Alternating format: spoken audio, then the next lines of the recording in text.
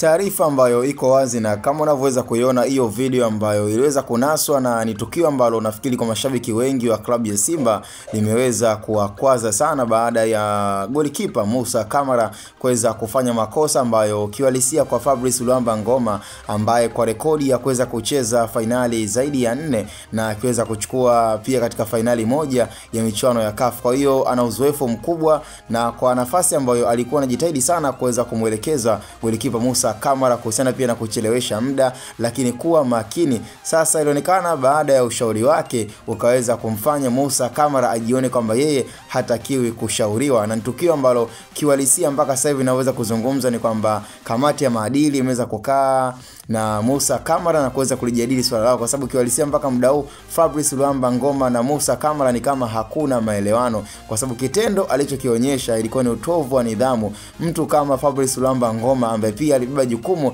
kama moja ya kapteni na mchezaji ambaye ana mafanikio na mwenye uzoefu wa hali ya juu, ina maana yake ilistahili yeye kuweza kutumia hekima na kujitahidi sana kuto kuonyesha hadhira kwamba yeye hataki kushauriwa, lakini baada ya kuonyesha wazi yani kwamba yeye hakutaka kushauriwa na Fabrice Luamba Ngoma, ni kitu ambacho pengine kimeweza kumfanya Musa Kamara mpaka sasa hivi kwa kamati ya maadili ya klabu ya Simba ambayo inadili na swala zima la nidhamu imeweza kumkalisha, na ni swala ambalo mpaka sasa hivi inaonekana kabisa kama kwa upande Musa Kamara yani amekuwa na kijitabia endelevu cha kutotaka kuambiwa pindi akiwa mazoezini na hata kwenye zile mechi, na amekuwa akijiona kwamba yeye ni mkubwa kuliko wengine. Sasa ni swala ambalo limejionyesha kabisa kwa Fabrice Luamba Ngoma, yeye hakubaliani nalo, kwa sababu akiamini kwamba kwa wachezaji wenzie ambao amekuwa akicheza nao, yani pale inapotokea kama kuna mistake baki kwa mchezaji inabidi aambiwe ili mradi aweze kujirekebisha. Kwa hiyo ni issue na tukio ambalo kwa mashabiki wengi wa Simba wameweza kukasirishwa na kukerwa sana na tabia